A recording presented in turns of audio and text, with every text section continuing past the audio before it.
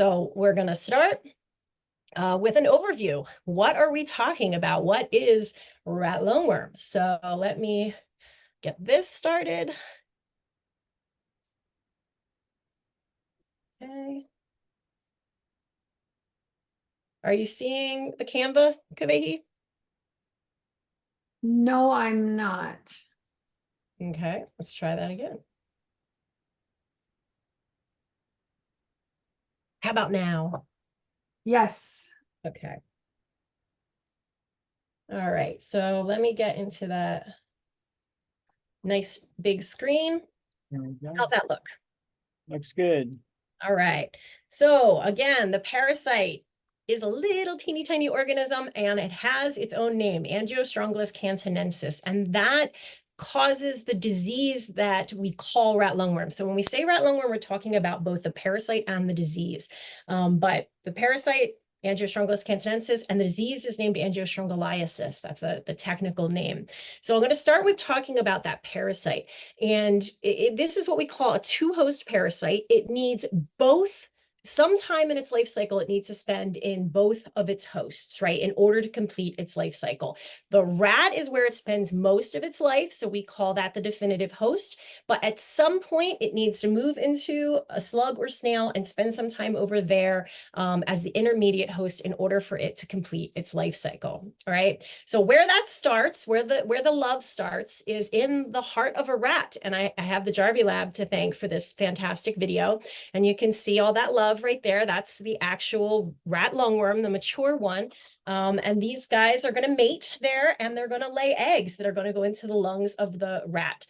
And as those eggs move through the life cycle, they're going to get excreted by the rat, picked up by a slug or snail. They're going to do some phases of development there. And then eventually the rats come back around again and eat the slug or snail. So that's how we complete the life cycle. The stage that we are most worried about when it comes to disease is that third stage, which occurs inside the slug or snail. Okay, that's that L3 larva. And at that point, once it develops to that third stage, it sort of just curls up and goes into a dormant phase, waiting for that slug or snail to get eaten by a rat.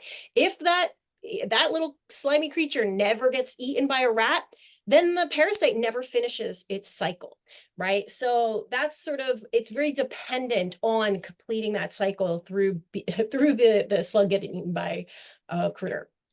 Now, sometimes at that point when it's in L3, it could be picked up by something that's not a rat. And it's not going to be able to complete its life cycle, but it can cause damage while it's trying to figure out how to complete its life cycle. So that's where we end up with severe disease, or even not severe disease, but just disease in dogs, humans, horses, other mammals, other organisms, what we call dead end hosts. Not because it's a dead end for the host, but because it's a dead end for the parasite. It's not going to be able to complete its life cycle and reach maturity and lay eggs.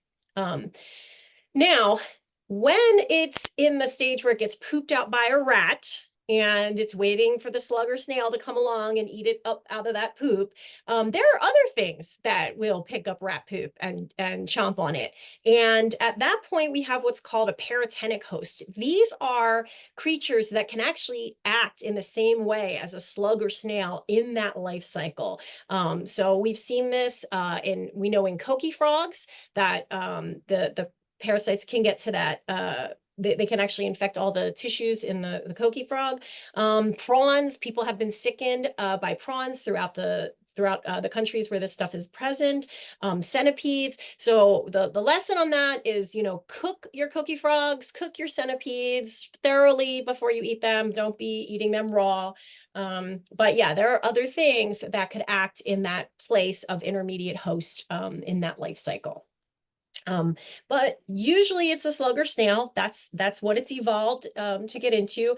And it's important to note that all slugs and snails are capable of carrying the rat lungworm parasite. Sadly, it's been found even in our native, already very critically endangered snails.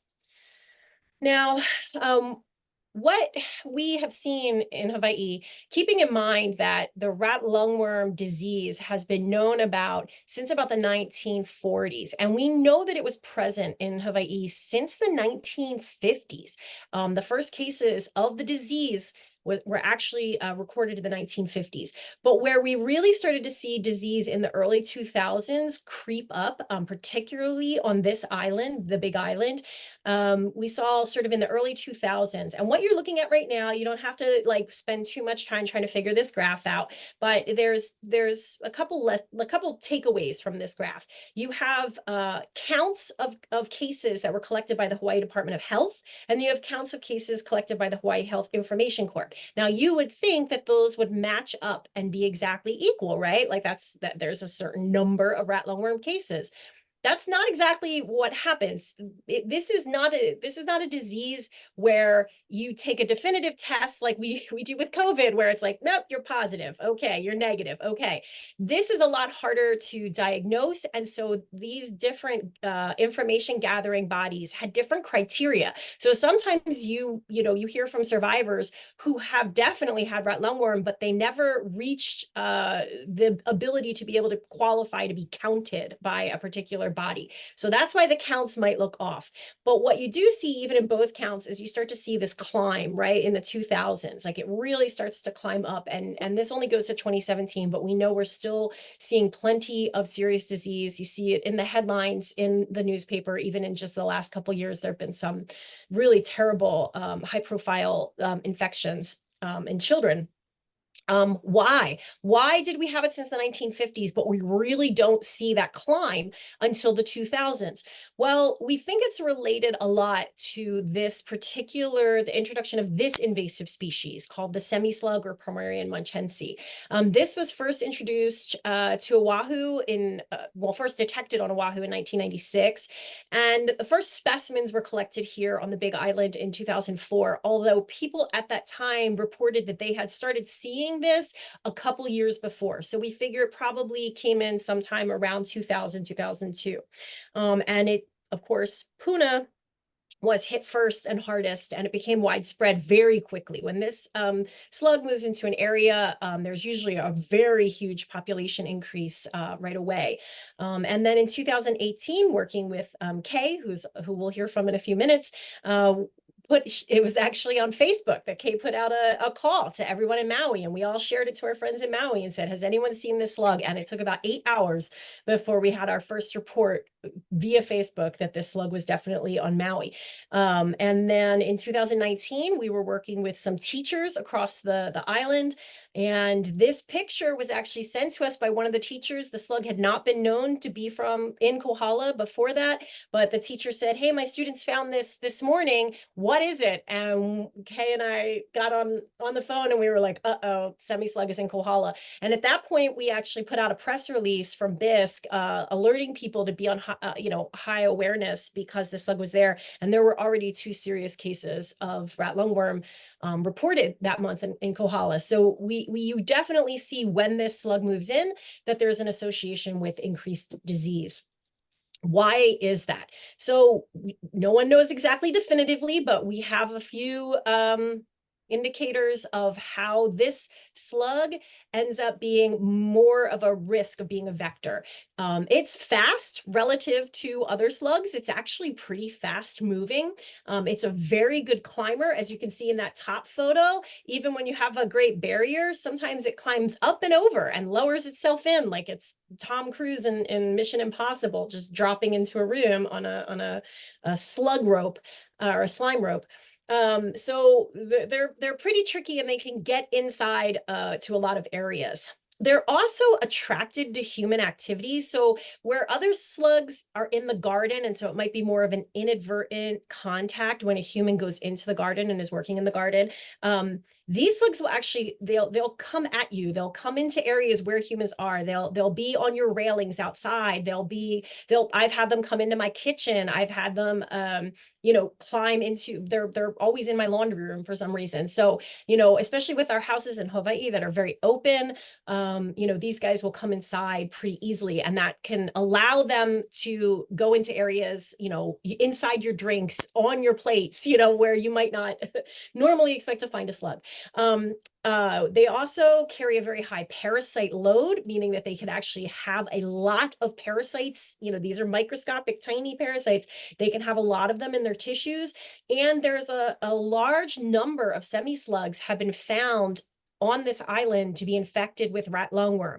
Again, not trying to be like, too much graphs, but all this graph is saying is it's down the bottom on your x-axis there is just a bunch of different species of slugs and snails that were collected, and then they were tested to see if they had the parasite inside the tissues or not.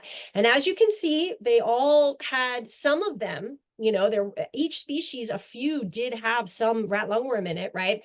But nobody close to what semi-slug. 70% of the semi-slugs collected across the island had rat lungworm in their tissues. And actually around Howe and sort of that upper Puna area at the time when the study was done, it was 97%. So almost 100% of semi-slugs will have the rat lungworm parasite. Whereas with other slugs, if you come into contact, there's a possibility that they might not. So it's a high percentage that carry that parasite.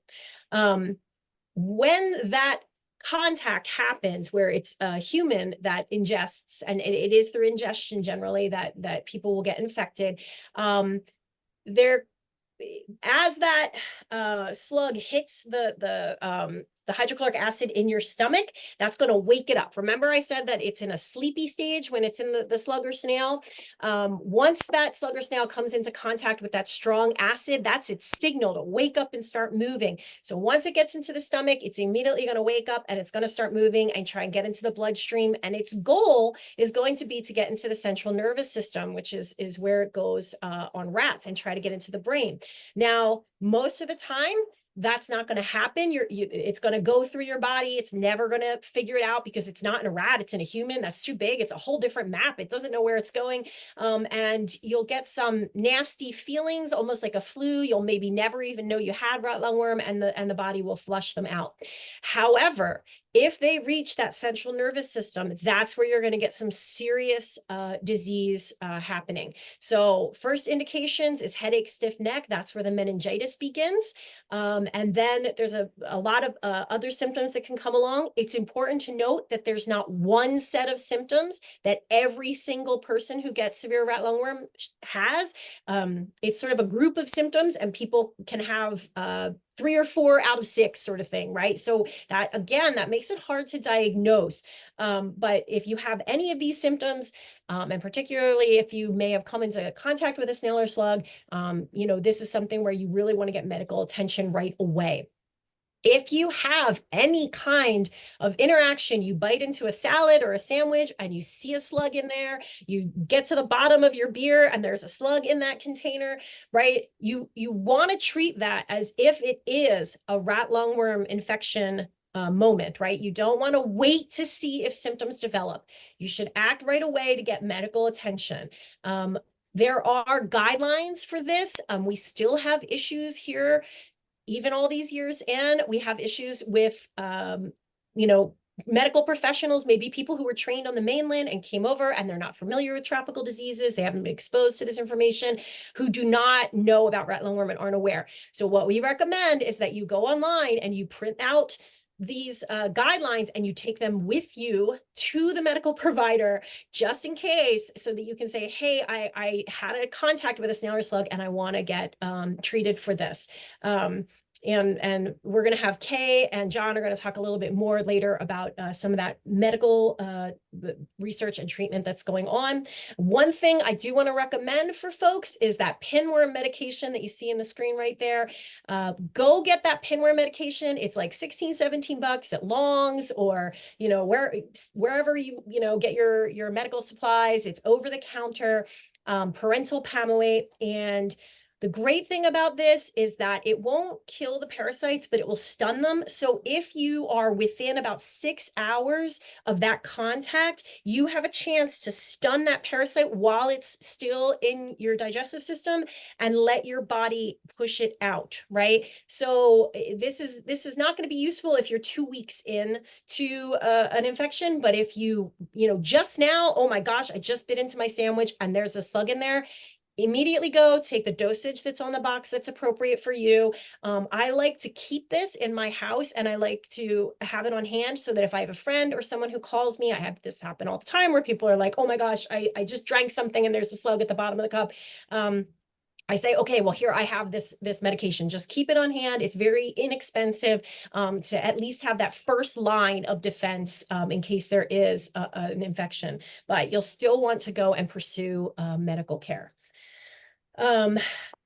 Before we get to disease, though, let's try to prevent from even getting it at all. We recommend that, especially if you grow food, vegetables in your own garden, that you spend some time really thinking about active management of snails and slugs. You want to do that anyway, right? Because those are pest creatures that are going to be bad for your vegetable garden.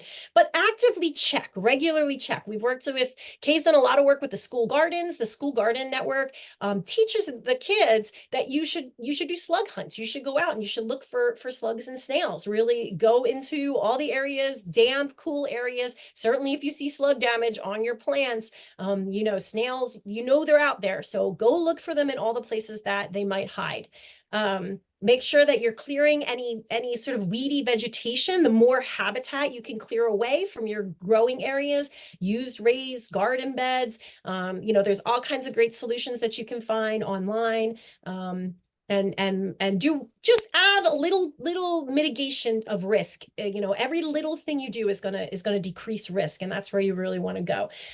We also advise that you keep a slug jug. I don't grow food in my backyard because I am in an area that's very highly infested with semi-slugs, and I don't have a lot of time to be able to go out and do this active management. So but I still don't like having these semi-slugs around my house. So I have slug jugs in the front of my house and the back of my house, filled with salt water. There's the solution right there. And we have stickers and magnets for that. So if you ever see us BIISC at an outreach event, you can come grab a sticker or a magnet that'll help you with the solution.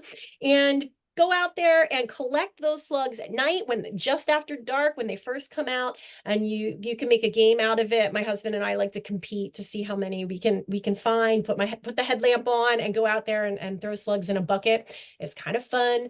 And it's a good way to get them out of the environment so they're not reproducing. If you just squish the slug, remember that the rat is probably going to be like, oh, great, you took care of this for me, and come along and eat it. And then you're going to still continue that parasite life cycle. Never, ever, ever touch the snails or slugs with your bare hands. I know people like to pick up the giant African snails. Just best practice, don't do that. You don't want to do that. Have something on your hand and then transfer it, to your eye or your mouth or anything, right? Just best practice. Always wear gloves or use chopsticks or tongs, something to keep some distance between you and that slimy creature. Also think about, using pesticides and using other ways. We don't like to recommend that we use bait for rats because of the issue with our birds of prey that can get poisoned. So, using other ways to trap rats, you can use traps inside your house. In conservation, we really like the Good Nature traps, the A24 that's pictured there. It's a pneumatic bolt that goes through the head of the rat, and you can do many rats because it just keeps resetting, and as they poke their heads up, it takes care of that issue. So that's expensive, but it's a great trap if you're looking for long-term rat control. And then of course Sluggo, which is safe for pets. There's another one that is not safe for pets. Make sure if you're picking up slug bait that you read and make sure that if you have pets in your house, that you're using the bait that is safe for them. But really doing that management around your property to make sure that you're controlling things that are in the life cycle. Protect your animals. We know that dogs and cats are susceptible to rat lungworm. Don't feed them outside at night. Make sure if they have any, just feed them earlier during the day, or pull that food after they've eaten. Make sure there's nothing in the food bowl. So be really careful with that. When you're outside, you know, we all know slugs love beer, right? So if you're outside and you're drinking a beer, make sure you're pouring that into a clear glass, something you can see. These guys are really fast. I've actually had barbecues at my house where I've seen them after everybody's eaten, they're crawling on the plates. I had a friend that he jumped up because one crawled up the back of his leg. I mean, these guys are weirdly aggressive. So just make sure that you're not putting a drink down, maybe in a dark cup or something, and then you come back a few minutes later. Like I said, semi-slugs are fast. So just be really careful. Once these guys drown, all the parasites get released into whatever liquid they're in, which can happen with catchment water as well. The Jarvi Lab has done a bunch of catchment work, and these guys are going to talk about that more. But I think Kavehi, you can put the link in. It's on there if you guys want to take a screenshot. It's on the bottom there. But this is the results of the different filters that were tested by the Jarvi Lab. That you could use with your catchment system. One of the most important points with those on catchment is just making sure that you are maintaining your catchment. Change your filters, use the correct filter, use it in the correct way. Like even that step of you know, everybody worries about getting the perfect filter, but even just the step of making sure that your filtration system is working and it's functioning and you're maintaining it. There's a lot of folks in Puna that maybe aren't familiar with how to do this, and they'll leave those filters go way too long. They're not changing them out. They're using the wrong size. They're putting it in the wrong way. So, you know, maintaining your catchment is super important. When, you know, of course, the most important thing, because this is obviously the way that most people have gotten infected, is through eating fruits, vegetables that have a slug on them. Baby slugs, as you can see in that picture, can be really small and unnoticeable. I have one survivor I'll never forget talking about how she was trying to just be really healthy. So she got really into making these smoothies in the morning, and she was using fresh kale that she got from the farmer's market. And she would just throw that kale right into the blender. And she's pretty sure that that is how she got rat lungworm. So, you know, really inspecting those vegetables and making sure you can throw that kale in the freezer for a couple of days. If there's anything in it, that's gonna kill the parasite. And then you'll still get the benefit of having that in your freezer. There's a great food prep video that was done. I think the Jarvi Lab did this as well. And this was a survivor, an actual rat lungworm victim who helped put this together. And it's a nice soothing video. It's about 10 minutes. And he really goes through how to very carefully do all of your food prep, your vegetable prep, so that you can ensure that you don't have anything that's tainted. So I would highly recommend you take a moment to check that out. And I think, I don't know, Kabehi, if we have the link for that, maybe we can put that in the chat as well. But again, prepping your food, kind of the best way to go about it is just, you can cook that bugger right out. So if you freeze it for 24 hours, you know, it's going to kill it. If you boil or steam your veggies, you know, for 3 minutes, it's going to kill it. Cook it to degree 165. You'll notice in a lot of tropical cultures, you know, they don't eat greens raw. They're going to put them in soups. They're going to put them in stews or ferment them. They're going to do some sort of process that's going to really make sure that whatever might be on there is no longer dangerous. And so we can follow that method as well. All right, so I think that's going to wrap up for me. Again, on our website, BIISC.org/rat lungworm, we've put the links to those medical guidelines at the top, BIISC.org/RLW. And the reason we did that is because if you do have a slug or snail ingestion moment where, you know, you're starting to panic, it's very hard to find this information when you're in panic mode, right? You're on the Department of Health website, you're on the Department of Ag website, you know, like, where am I looking? You know, CDC doesn't have it. So it's right at the top. You can just click on the link. It's going to take you where you need to go so you can download those. So I just, you know, want to recommend that you just kind of hang on to that. You know, hopefully you'll never need it, but in case you do. And from there, I'm going to stop sharing. And again, we're going to save questions until the end. Thank you for your attention on this, but I would actually like to go to our speakers now because I'm so excited to have these folks. Just as a general introduction, we have a group of folks here at the University of Hawaii Hilo, and they work in the Jarvi Lab with researcher Sue Jarvi. And so these guys have just been, you know, powerhouses for the last decade at plus, working on amazing research on rat lungworm. And we're so fortunate to have this happening. This is world-class research happening right in our own backyard and right where it's so important to intersect with the needs that we have in our community. So I'm going to start by introducing Argon. Argon Steele received a Bachelor of Science in Botany from Evergreen State College in Olympia, Washington, and his PhD is in Tropical Medicine from UH Manoa, where his graduate research focused on the dengue virus. So lots of familiarity you have, Argon, with tropical diseases. And he's now working in Sue Jarvi's lab. He's been there since 2019, and his research focuses on various methods of preventing infection by rat lungworm. So I'm going to turn it over to you, Argon, and thank you so much for being here. Thank you, Franny. Let's try this out. Let's see if I get. Let's see. I think this should work. How's that look? Looks good. Looks good. Okay, great. Okay, let's get started then. Thank you very much for tuning into my talk. So, as Franny said, I've been carrying out research in Dr. Susan Jarvi's lab since 2019. And for most of that time, my research has focused on trying to find a way to reduce the risk of infection by rat lungworm. And as you know, as Franny just reviewed, the most likely way to become infected by rat lungworm is by consuming the worms.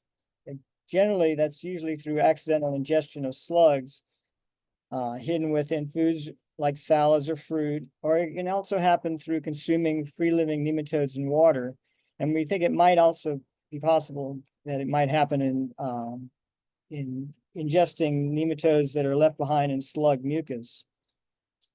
So when I first began this research, I started investigating liquid solutions that could be used to kill larvae hiding on fruits and vegetables. In other words, trying to come up with some kind of veggie wash specifically for rat lungworm.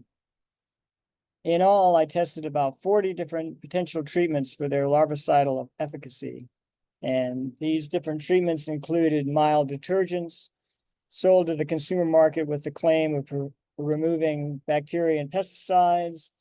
And we also looked at agricultural sprays and commercial food washes to see how effective they might be against rat lungworm. And then we also looked into washes recommended based on anecdotal evidence. And these included many common household products or alternative therapies. If you're interested, you can find our paper in February 2021 issue of the journal Parasitology that goes into detail about how we did it and what our conclusions were. But essentially what we found was that none of the commonly recommended remedies for preventing rat lungworm infection were useful. Unfortunately, certainly none of the consumer products sold as veggie washes had any effect on rat lungworm. Of the treatments that did show some ability to kill rat lungworm, we found that they were either needed to be applied for an unreasonably long time, like for an hour or more, or they were simply too toxic for human consumption. For example, one of the most effective treatments was using dilute bleach, but there are way too many problems with using bleach for me to ever recommend it, at least for home use.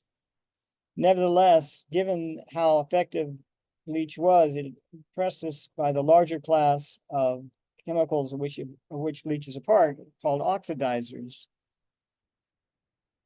Now, there are many other oxidizers besides bleach. And interestingly, while I was carrying out these experiments with various veggie washes, I received an email from a community member who asked if I planned to test ozone washers.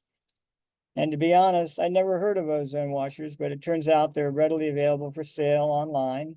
And supposedly they're commonly used in commercial kitchens in China. So the more I looked into ozone, the more I was impressed. It's a more powerful electron acceptor than bleach, but unlike other oxidizers, ozone breaks down to harmless oxygen. It's already commonly used in municipal water sterilization as well as in the food packaging industry. And then around that same time, by coincidence, I was contacted by a local distributor of the Taiwanese company Kishido, who manufacture an ozone generator. And by coincidence, they were interested in donating a machine to us for testing. So the planets aligned and we decided to look into ozone. So the Kishido 10-second machine, as it's called, is sold primarily with the idea that you attach it to your kitchen faucet and it pumps ozone into the water as the water runs out of the faucet. So we tried it in that mode, but unfortunately we saw no effect at all on acanthoensis mortality for any duration of time. But we didn't give up. We next tried modifying the Kishido by hooking it up to an aquarium pump so that we could pump ozone bubbles through the water containing the acanthoensis larvae. So I want you to bring your attention to this little containment chamber that I kind of jury rigged together.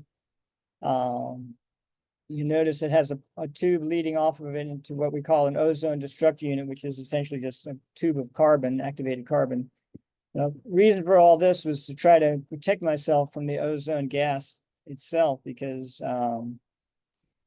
frankly, ozone is quite toxic to breathe. And we're going to talk more about that in a bit. So here's my protocol for pumping ozone gas in using the Kishido ozone generator. So essentially what I did was added 50 larvae to 5 mils of tap water in 15 mil centrifuge tubes. And then I exposed larvae in each of these tubes to ozone for 3, 5, 10, and 15 minutes. And each test included 1 tube of dead larvae as well as 3 tubes of live larvae. So we wanted 3 tubes of live larvae, and so that we could check for consistency across treatments, make sure that we were getting the same results. And the reason I included the dead larvae was to act as a control, because the way we were detecting death in the worms was to use a stain that causes fluorescence, and we needed to make sure that the stain was working, but by ensuring that we had dead larvae there as well. Okay, so let's get to the results. In terms, but even almost immediately after applying the ozone gas, we saw this we saw some distinct fluorescence indicating mortality, with all larvae immobile and exhibiting a C shape. And again, these are all characteristics that we come to associate with mortality in acanthoensis. And with each succeeding day, we saw brighter fluorescence, which again is telling us more chance of mortality. And by day 7, all the larvae were fluorescing. So that tells us, seemed to suggest that it was effective at killing them. And this sort of illustrates what I'm explaining in a graphic form. The takeaway here is to look at the fact that with greater exposure, we're seeing faster mortality. And the other thing, though, is that you'll notice that the chart shows that even after the maximum duration of ozone exposure, up to 15 minutes, it still takes 3 days after treatment for 100% mortality to be achieved. So here's our 100% right here. So it takes quite a while. And, you know, obviously you can't wait 3 days to eat your salad after treating it with ozone. So that was a little bit of a disappointment, to say the least. Now, one of the things we know about ozone is that for it to be most effective at killing microorganisms, it has to be thoroughly dispersed so it comes direct contact with the pathogen. One way to disperse ozone is through sonication, that is, the use of high frequency sound waves. We're all most of us be familiar with sonicators because they're frequently used to clean like jewelry or small machine parts. And in the lab, they're commonly used to break up tissue samples. So we decided to experiment using ultrasound at different frequencies to see how effective it might work to kill acanthoensis, both by itself and in conjunction with ozone. I'll just make a quick note. The one thing that's confusing about sonication is that within the ultrasonic band of frequencies, the lower the frequency, the greater the energy output. And that's what we found when we sonicated rat lungworm larvae. The lower the frequency, the greater the mortality. Now, note that instead of using percent mortality in this chart, we're looking at the actual number of larvae per treatment and over time. The reason we're doing this in this chart is because ultrasound is so effective that it literally dissolves the larvae, leaving no dead larvae behind to count. So we're just counting the live larvae that are left over on a day-by-day count. And these results look pretty good. Now we're seeing complete 100% mortality within 2 days post-treatment. Unfortunately, we're also seeing large error bars. These vertical bars are an indication that our rates of mortality are very inconsistent. And I suspect what's happening, why we're getting inconsistent results, is because the high frequency waves generated by the sonicator, they vary a lot in intensity over very small differences in space. So even when you've got the larvae of the tube of larvae inside the water bath, even a few millimeters difference in distance can make a big difference in terms of mortality.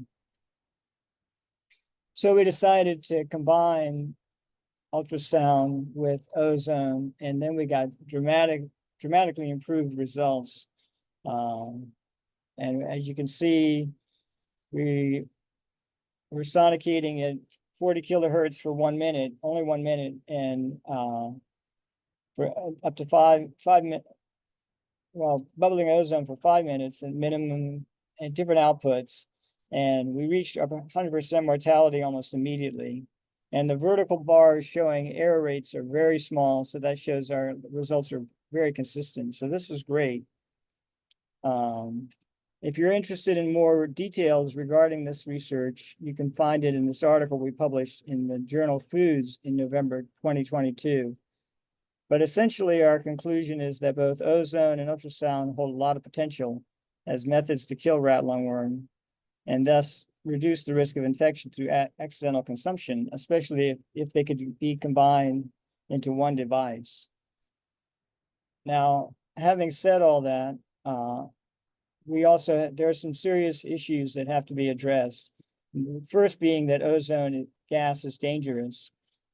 Speaking from firsthand experience, when I was bubbling ozone into tubes as they were being sonicated, I had no means of containing the ozone and ended up breathing a fair amount of it.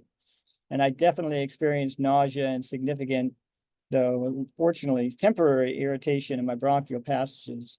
So I'm telling you this because I don't want any of you to go out and run out and buy an ozone food cleaning system without understanding the possible risks involved.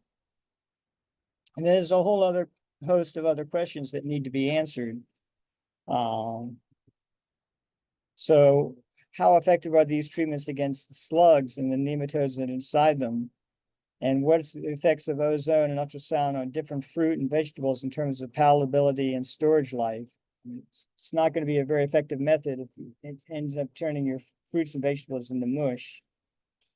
And then finally, what we really need to do is test these methods in animals where we treat the nematodes and then feed them to lab rats and see what kind of effects we get in terms of infection or not. And we're hoping to actually conduct some of those experiments in the next year or so. So in terms of final thoughts, I essentially just want to reiterate what Franny talked about, which is that really ultimately your best bet in terms of preventing infection is to be sure that you try to get rid of rodents and snails and slugs from around your home and garden. And I will say we collect a lot of slugs in the Jarvi lab. And so we have a lot of experience in going to areas and collecting slugs over time. And what we find is that we generally end up eradicating their population. So it can be done if you do collect consistently and over time. And most of this reiterates what Franny has already suggested, which is that you want to make sure you cook your fruits and vegetables if you can, that you be careful on your washing, And the only thing I'll emphasize is that when you're washing, make sure that you do it under running water and don't soak your vegetables, because that might cause the worms to become disseminated around your vegetables. So yeah, just go wash them and be careful. And that's pretty much it. Thank you.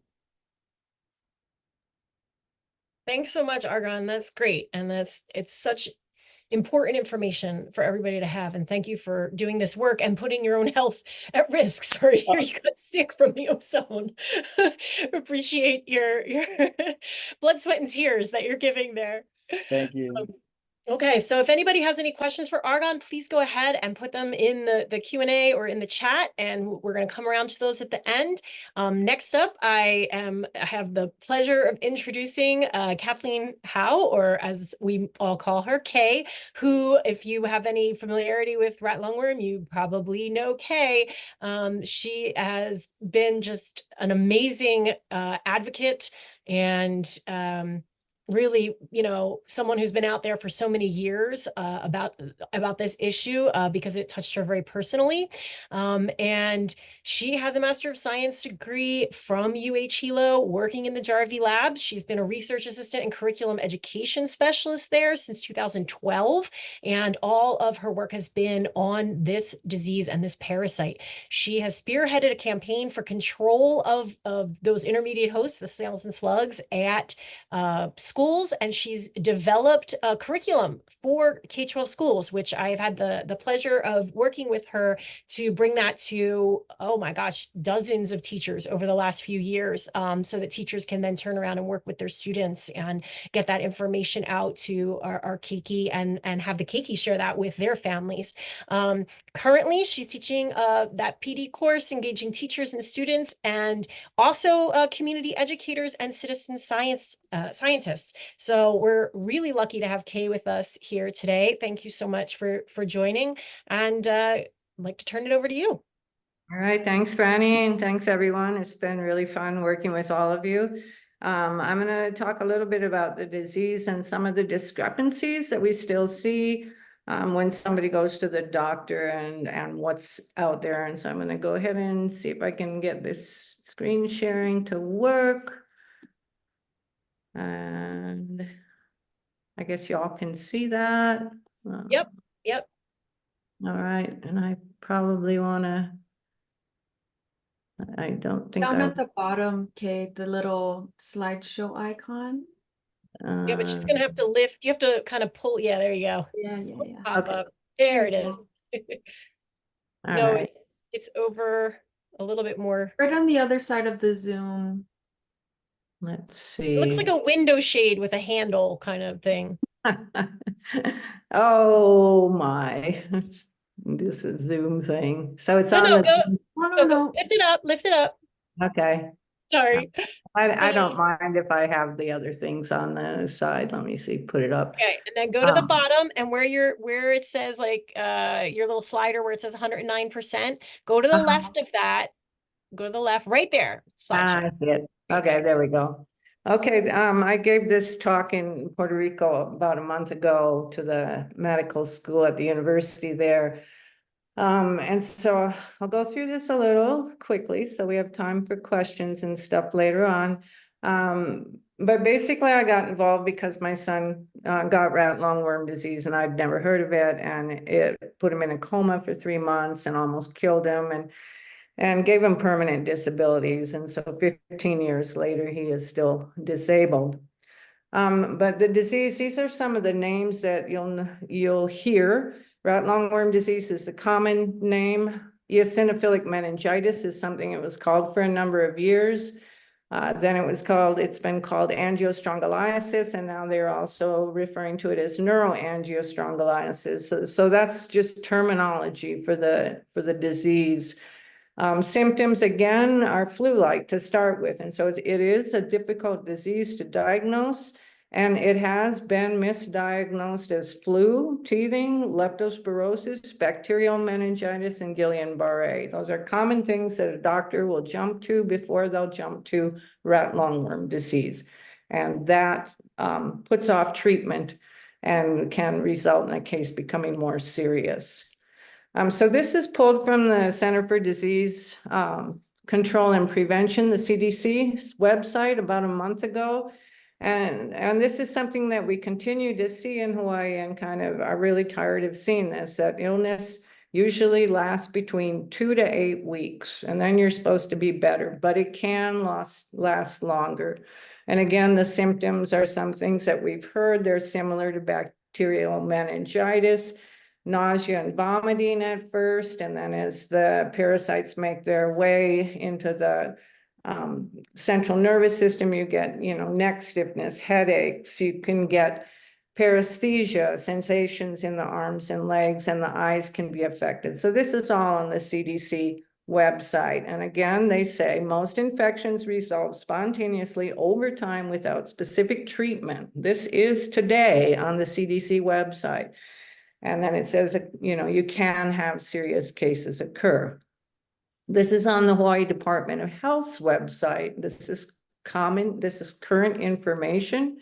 People, again, might experience these different symptoms, and then they do add some other ones. You might have fever, you might have light sensitivity, muscle pain, insomnia, burning, tingling of the skin, bowel or bladder dysfunction. My son finally was admitted because he couldn't urinate.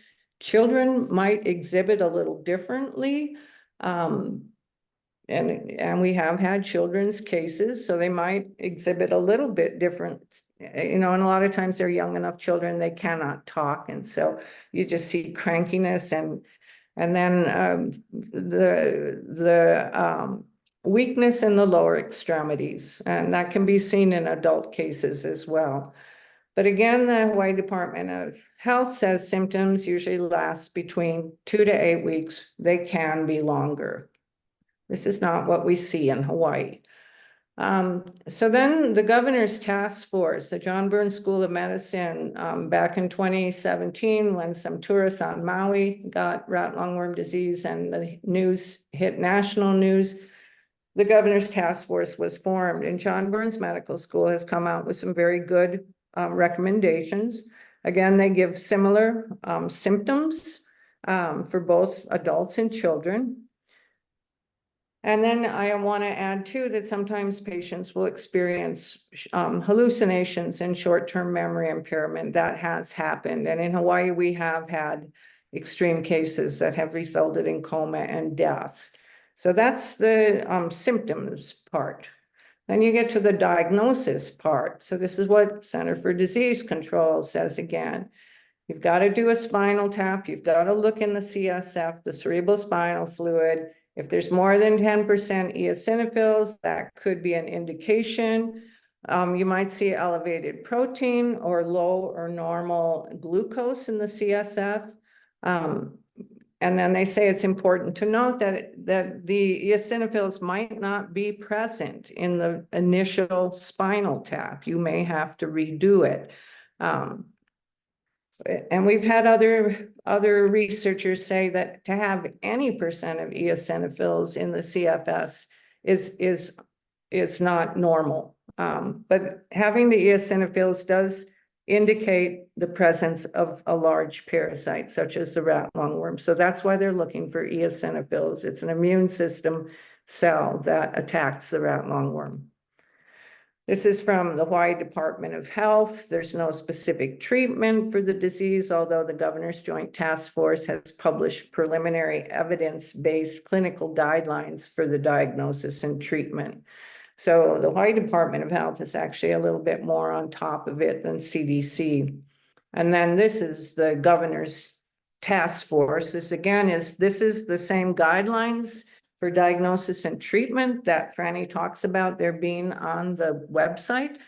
And one of the really important things that I really like about this study is that if there is a history of living in an area where this parasite is endemic, such as in Puna or Hawaii, that you start treatment before you even have a diagnosis.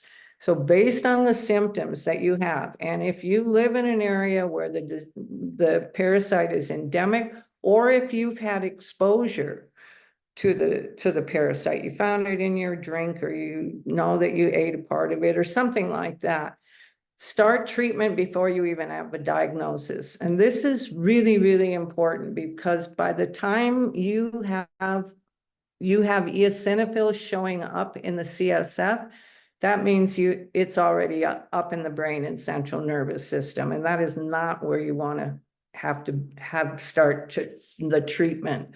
But again, the definitive diagnosis is you have to show the DNA of the parasite in the cerebrospinal fluid. That is the definitive diagnosis at this time, is a spinal tap and presence of the DNA of the rat lungworm in the cerebrospinal fluid. And that is the only way that you are a confirmed case. So treatment, what is the treatment recommended? Center for Disease Control. No antihelmintic drugs have been proven to be effective, and there is concern that antihelmintics might make it worse. So you can treat with steroids, you can give pain medication, but don't give antihelmintics, which are antiparasitic drugs. Department of Health, there's no specific treatment. No antiparasitic drug has been shown to be effective in treating it, and it might make it worse. Go ahead and use steroids and pain medication. This is Dr. John Martel, who treated more cases in Hawaii than anyone, and he treated my son, he treated other people who have had a serious, serious disease. He uses a combination of steroids and albendazole, an antiparasitic which will cross the blood-brain barrier. And he says, basically, CDC and DOH are using outdated information. And also that we're only seeing the worst of the worst. This thing of, oh, most cases are mild and self-reporting. They can't diagnose serious cases. So I just look at it and say, how are they diagnosing the mild cases? And how do we really know how many cases there are? So John Burns School of Medicine gives some very good guidelines to doctors about how to look for this, to things to be observant of, the different things you want to be looking at. Acute for the pain management, they recommend repeated lumbar punctures that reduce the pressure in the brain, using the steroids to reduce the headaches, and a lot of people are put on opioids because the pain is really extreme. Long-term effects of this. And so there's definitely long-term effects, and we see that consistently, and that is what John is going to be talking about next, is looking at how are people in Hawaii experiencing this disease resolving itself. And in most of the serious cases, it is not resolving. It does not resolve over time. You will have lifelong symptoms that you'll have to live with. Some other things that people look at now with the long-term effects, the skin sensitivity.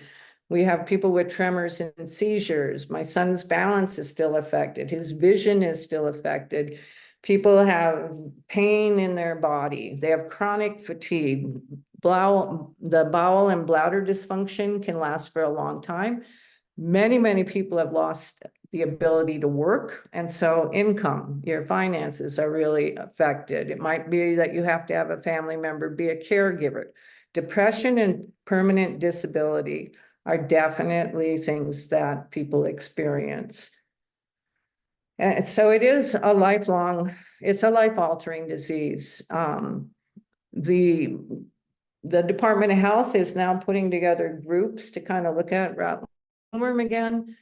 They had the first meeting last month, and so they're going to be redoing the treatment and guidelines a little bit based on some updated information, but they will only be doing the spinal tap and looking at the DNA in cerebrospinal fluid. They're not going to be looking at in blood. The Jarvi Lab has been working with veterinarians looking at looking for the DNA in blood. Thailand uses a blood test. But that will not be the case in Hawaii. Again, they're only going to be looking at CSF, looking for the DNA of the rat lungworm in it, and that will be the only way to have a definitive diagnosis. And so that's my presentation. And I'll let John take it over probably after Franny introduces him. Yeah, that'd be great. Thank you so much, Kay. And I know there's probably a lot of people with questions on that, because that disease, it is so hard to find information out there about that. And we know so much more than what is on those sites. So thank you so much for sharing that. And along those lines, we're so fortunate to have John Jacob here, also a research associate at the UH Hilo Jarvi Lab. He's currently working at the Department of Pharmaceutical Sciences there, and his research is in human biology, zoology, and parasitology. His current project is on Rat Lungworm disease. He examines various aspects of Rat Lungworm disease sequelae, and that's the consequences of a previous disease, and validates a blood-based diagnostic method. We're really excited about the potential for a blood-based diagnostic test, because that will help with a lot of those issues of people not getting diagnosed properly. So he's here because he is looking for interested participants in a new study. And I think that folks on here, if not you personally, you probably know someone who's been infected by rat lungworm. So John, if you want to go ahead and talk about the work that you're doing, you do amazing work, and we're so excited to have you here. Thank you. Thank you. Thank you for having me. So let me share my slide really quick. All right, is that visible? Yep, that's perfect. You got it. Okay, so first I want to introduce everyone to this new project. It's very new. We're still working on it. So one of the aspects that is still, I would say, understudied or unexplored is the long-term effects, or I should probably rephrase it, consequences or the aftermath of rat lungworm disease. After the ordeal period, most of the people we know who had mild to severe infection still carry some of the symptoms till date. And I'm talking about people who got infected 10 years ago. So some of them, some of these symptoms doesn't go away. They are, we believe they're gonna stick around lifelong. And we got, after talking to a lot of people, we understood that no one had a guide. No one really knew what to do with it, how to cope with these symptoms. So, and the whole area is very understudied and has very little to no studies in progress. So what we're trying to do in Jarvi Lab is to have a survey of rat lungworm patients who have been suffering from its sequelae. Again, sequelae is a fancy term for long-term effects.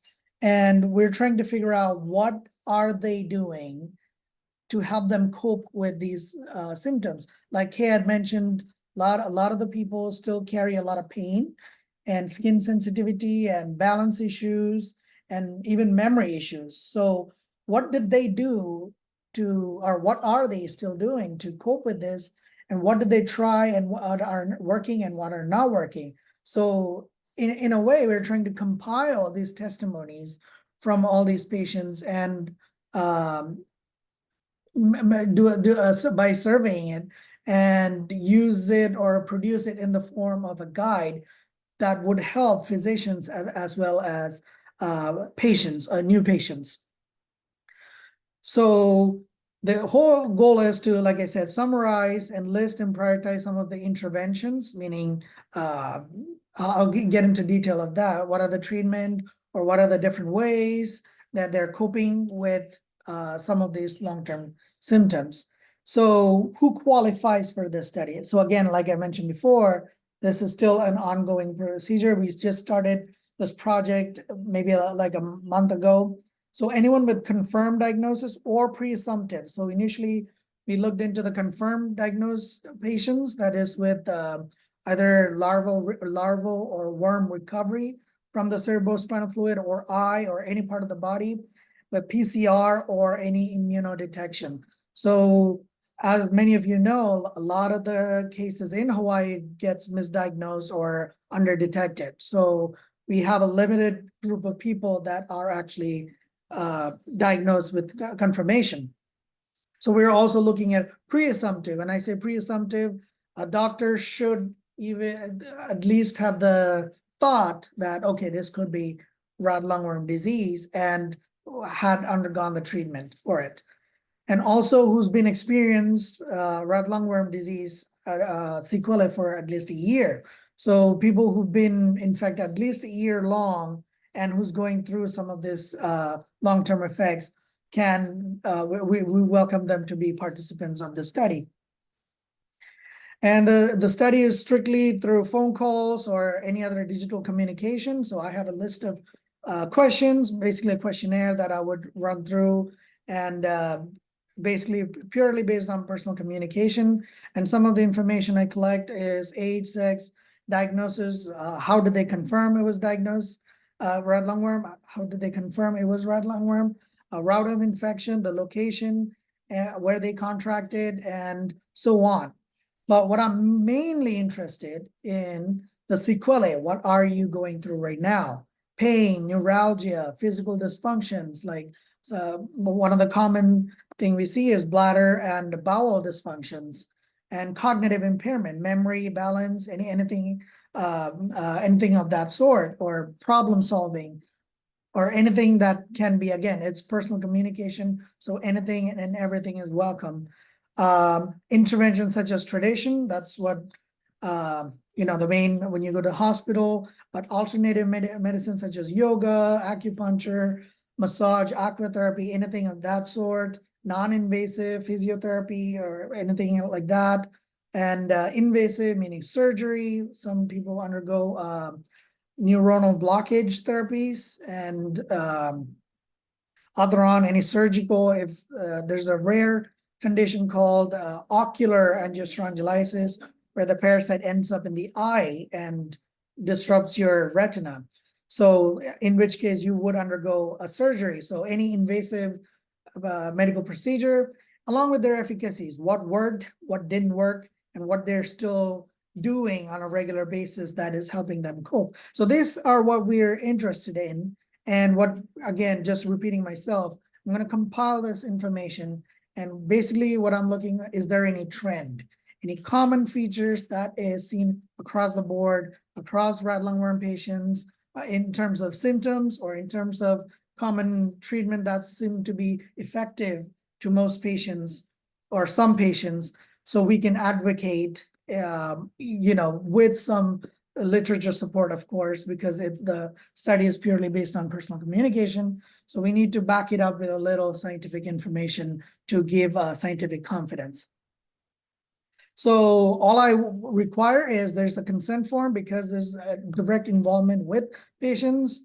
So again, like Franny mentioned, I'm trying to get the word out about this study. So if any of the listeners here are rat lungworm victims or patients, however you want to define it, or if you know someone who is a rat lungworm patient and who's been suffering from long-term sequelae, let me know.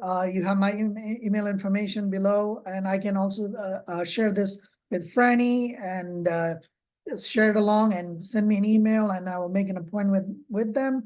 And the survey usually takes an hour and a half to go through all this information, and no medical records is required. It's just what the patient is currently going through. That's what I'm most interested in. So I would require a consent form allowing us to release this information if it becomes a publication. And as of now, I already interviewed 18 participants, and I'm hoping to get a good enough number to have a statistical confidence. And participant intake will be until the end of June 2024. So that's about the study. And regarding blood diagnosis mentioned, it is promising. We work with local veterinarians. They would give us blood samples who's suspicious of dogs or cats or any other animal that's suspicious of rat lungworm, and we test them. And we recently got it just last week. We recently got our first preliminary study published, or accepted, I should say, at this point. And it seems promising, but there's quite a lot more work to be done to make it available to the public, or even to test human participants. But it is taking place and no, it is getting enough attention, and it is possibly will be a diagnostic intervention soon, and that's what we are hoping for. And at this point, I'll take any questions. Franny, if there's anything else, I'll be more than happy to answer. That's great, John. If you could just stop sharing your screen, hit that button. Perfect.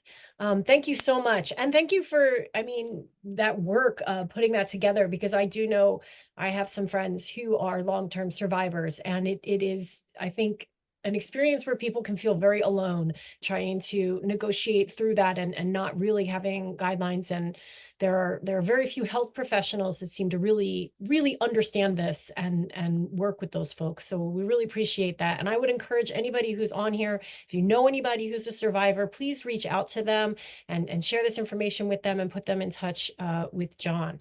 So, okay, Jade says there's no questions on Facebook. We do have some questions in the Q&A that I kind of already typed in. So where you see answered, go ahead and look at those. Tammy had asked for the link to the reporting online form we have in ArcGIS. And so I put that link there. So if everyone goes over to the answered questions and looks at Tammy's question, you'll be able to see my answer, which is a link that you can use to report snails and slugs. And that will help us, especially if you're on other islands that we don't know if the semi-slug is there, like Hawaii. If you start to see things that are unusual, we really encourage you to report those. Kaveh, you want to take over and go through those question and answers? Sure. Okay. So I think Franny, in your presentation, you shared records from the Hawaiian Health Info Corp. Were they taking any data after 2017? Is that information available? I'm going to turn that over to our Jarvi Lab folks who I think are more up to date on that. Kay, do you have an idea on that? I haven't seen any updates. That doesn't mean that they haven't done them, and they were doing their reporting based on the hospital release number of diagnosis, case diagnosis. So my guess would be that they're still doing it. It is something that, you know, I could mention to Sue Jarvi and see if she could look into that and whether they can update us on that information. Melissa wants to know if residents are at risk of water contamination if they're on county water.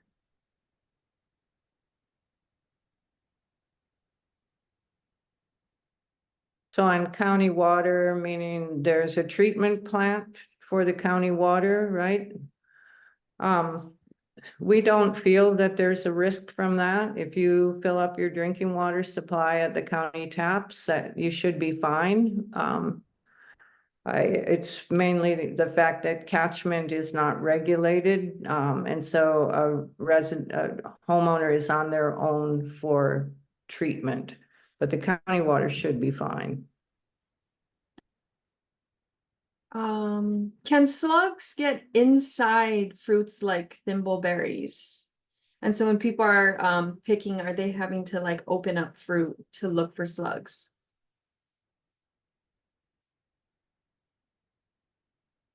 Argon, you're muted.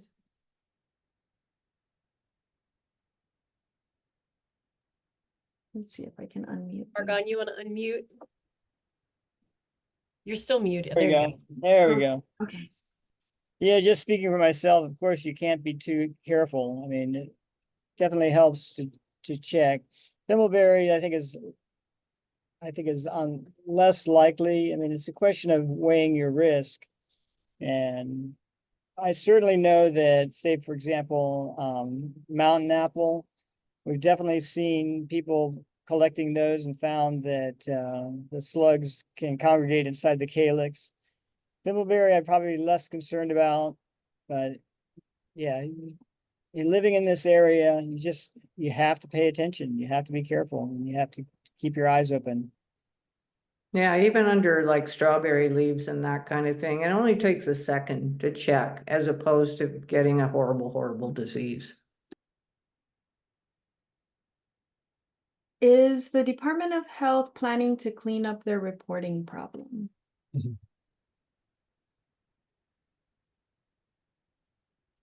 Well, again, they're only counting the cases that get a spinal tap, and you have to be pretty sick to get a spinal tap. You know, you can't just go in and ask for a spinal tap.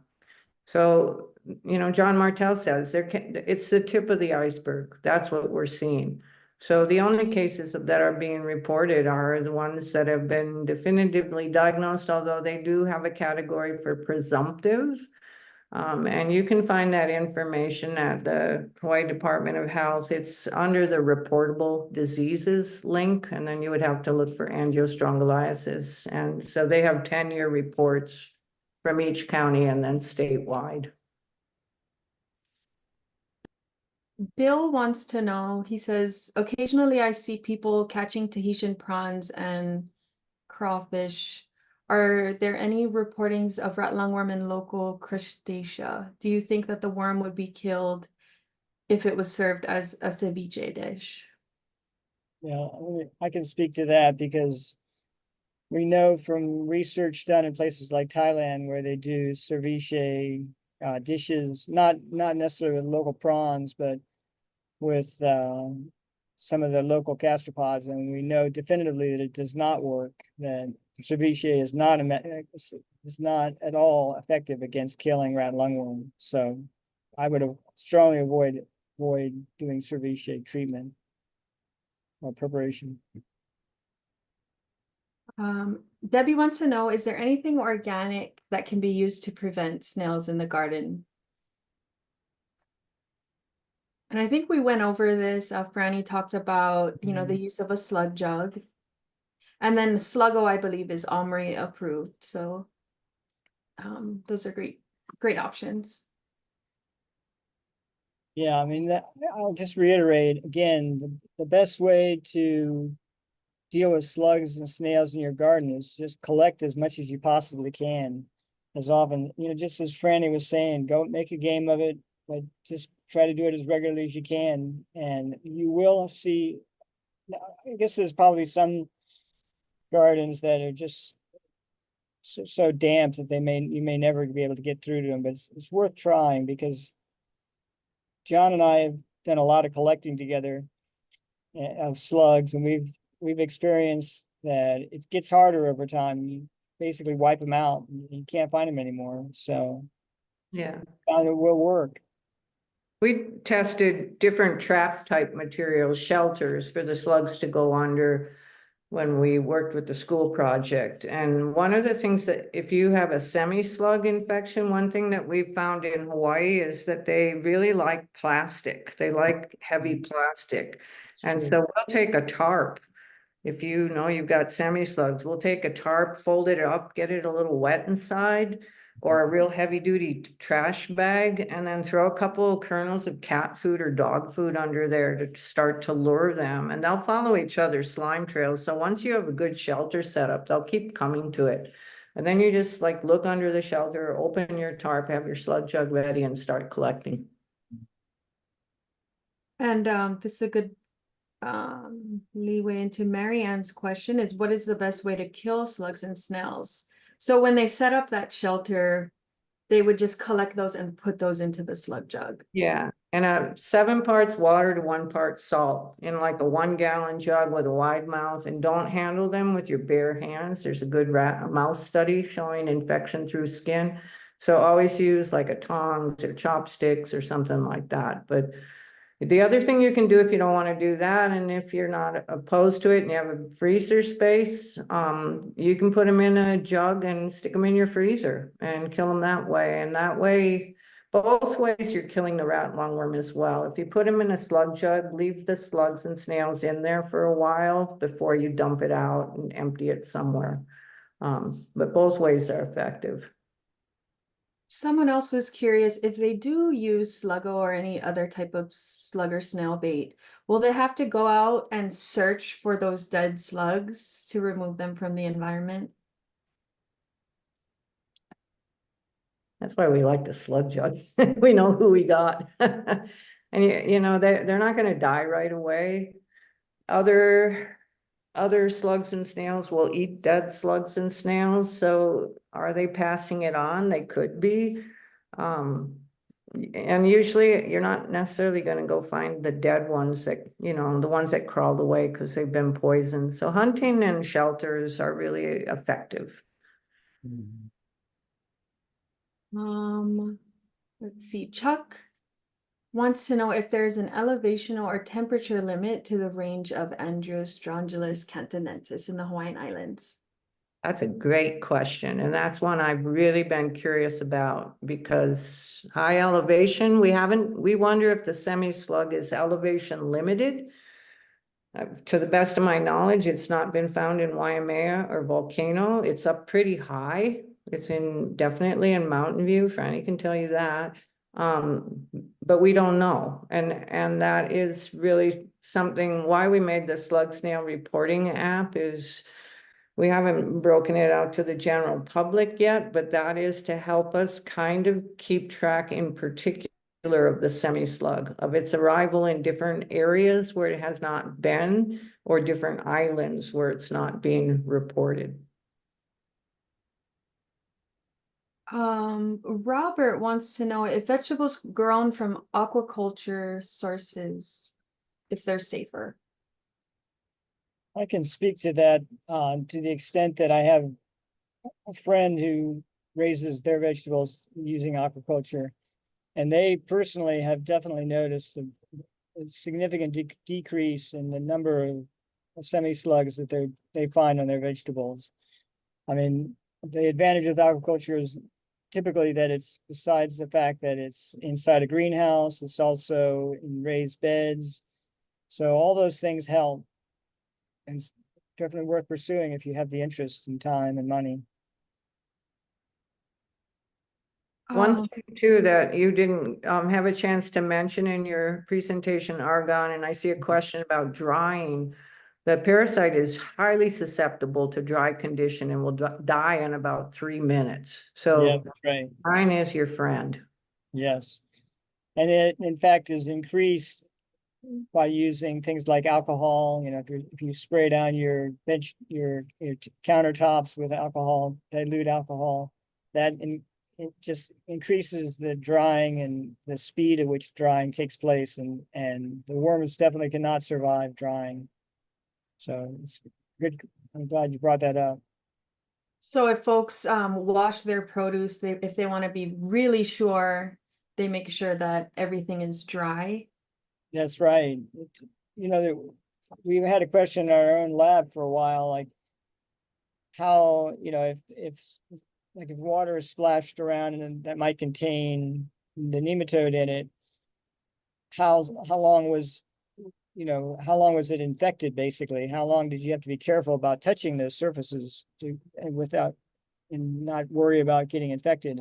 And by testing it, specifically testing for the survival after drying, we found that, you know, it's for sure after 5 minutes, nothing's going to be able to, no worms will survive after 5 minutes of drying.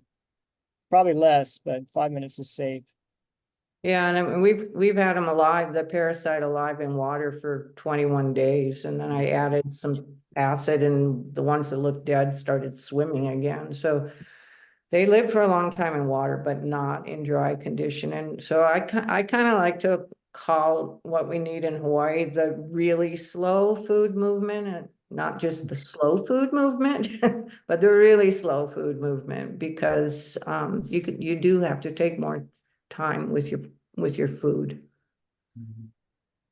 We also had a few questions about slime. So is it possible to get infected from the slime? Well, it's been a controversial question for quite a long time. The evidence seems to be accumulating that it's possible, and that it's definitely some degree of risk. I think the jury is still out on how big a risk it is and how likely you are to be able to get infected that way. I mean, I think it just goes right along with the idea that we keep talking about, you know, wash your vegetables, because if you're washing your vegetables, then you're going to be also, not only will you be able to more likely to detect some of those baby slugs that you need to be careful with, but you'll also be more likely to wash away any slime and any of the nematodes that are contained within the slime. So, Yeah. Can I jump in? really quick? Slugs have a number of different kinds of slime. So, you know, the slime that they use to move is different than the slime that they use to keep their body moist. John took a great video of a semi-slug and its skin was just shimmering. And when he put it under a high resolution microscope, there were larvae crawling all over it. Yeah, so just to add on to that, the recently actually multiple studies found that if the slug is what's the word I'm looking for, undergoes Stress. stress, correct, thank you. Stress, they tend to release the larvae, and that's not the slug probably doing that. That's probably the larvae thinking that the slug is going to die, so they're escaping their host to jump onto another host. Again, it's very theoretical, but that can release huge amount of slugs, and we have seen that ourselves. And now studies from Oahu, Manoa, University of Hawaii in Manoa, and Czech Republic have been they have published the same.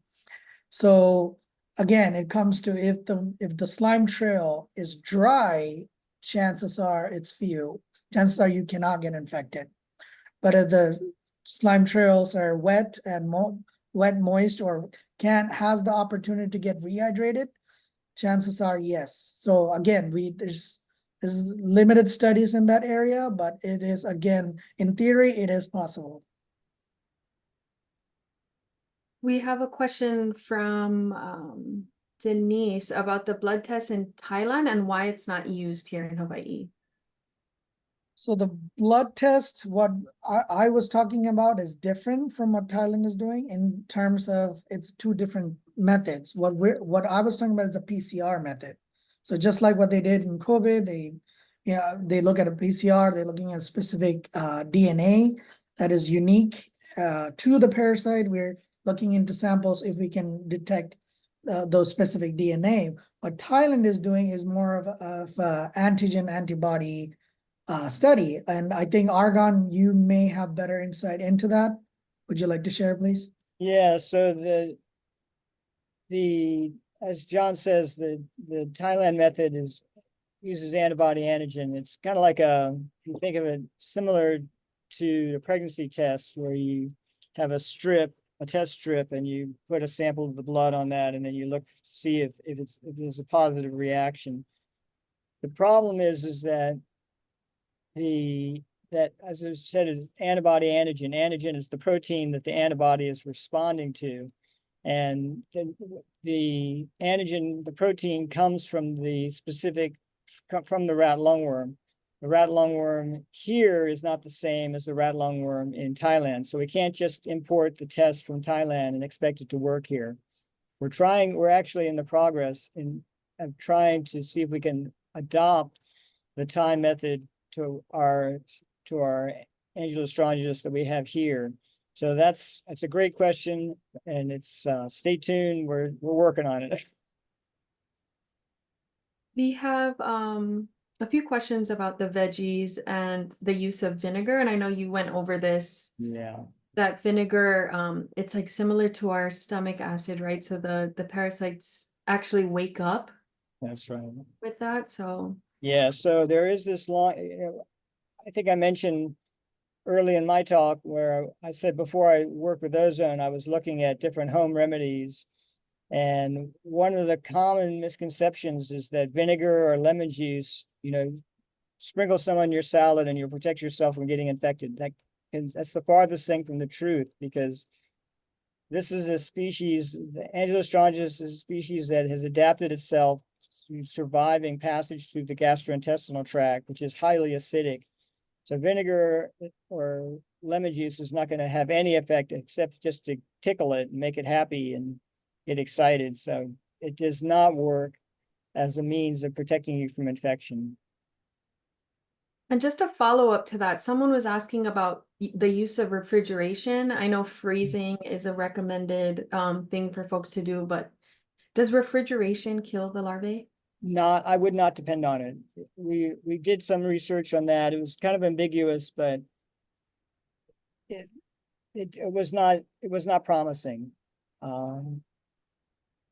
Yeah, I think the nematodes are just too durable, and as Kay mentioned, they can live an incredibly long time just sitting in water. And I think what happens when you put them in refrigeration, as opposed to freezing, but if you just put them in refrigeration, they just go into a dormant phase and they just wake back up again when it gets warm again. So I wouldn't rely on refrigeration, short answer. Robert wants to know, we just have a few more questions to get through. Robert wants to know, are UV filters in the water system effective at all when it comes to rat lungworm?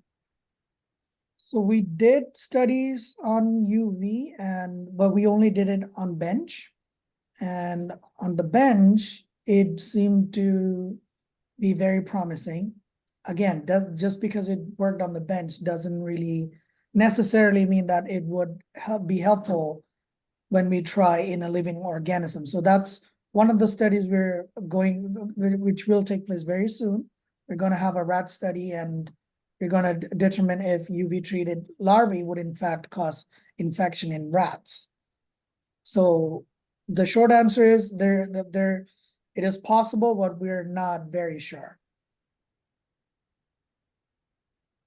So Bill is asking about he's asking about nene. Is it possible that the nene can come across slugs and be vulnerable to this disease? So what we noticed is chicken and ducks, for some reason, they don't tend to get infected. We just don't know why. Similar case with cats. What we think is happening with cats, they learn how to they know if they somehow has this ability to detect and spit it out or vomit it out. But for some reason, we know with chickens and ducks, we never saw any infection. But that doesn't mean birds can get rat lungworm. In Australia, there's ample of reported cases with sparrows and some of their native birds that have died with rat lungworm disease. So we just haven't heard, unless Kay, I don't think we've heard anything with nene getting infected. No, my sister had ducks on her farm, and one time one of her ducks couldn't walk. So she put it in a small cage and it recovered in about a month. Did it have rat lungworm? We don't know. But yeah, there's no indication at this point in time. That would, if Fish and Wildlife found dead nene, they could send them to the Jarvi Lab for testing. Yeah. Una wants to know how long we get a test. So I don't know how long till we get a test. And I think she's talking about that blood test. So both the test, the PCR test and the antigen test, we've shown that it works, but we need to get a lot more approval to actively test in humans. There's a lot more paperwork, but with animals or already infected, from a retrospective perspective, we know the tests work, but we have a little more to go, so that just so that we can actively test human beings, or use human samples and test on an active basis. But again, it all depends on whether the state would accept it or not. So that's a whole bureaucracy aspect of it, which unfortunately we don't, that's beyond all of us. But the test, we know it works, but again, we need to actively test in humans. So we're very close. Yeah, and what I heard from the Department of Health and the people at John Burns is they will not accept the blood test, that it's too unreliable. But I want to point out that the CSF test is unreliable too. And they say if you don't come up with a positive and you suspect rat lungworm, to take another CSF sample in a week. So to me, there's always unreliability in tests, but to completely rule out a blood test, to me, by the time it's in the CSF, that's not when you want to treat. I mean, you want to start, it shows up in the blood first. It goes through multiple organs. All rat lungworms do not make it to the brain. We've found them in the lungs, the L3 larvae. So there's other ones that are in the body, and you're going to find DNA in the blood. So I don't know what the big pushback is that no, only the CSF test. But Yeah. that's where Hawaii is standing right now. One push off is with the antigen antibody test.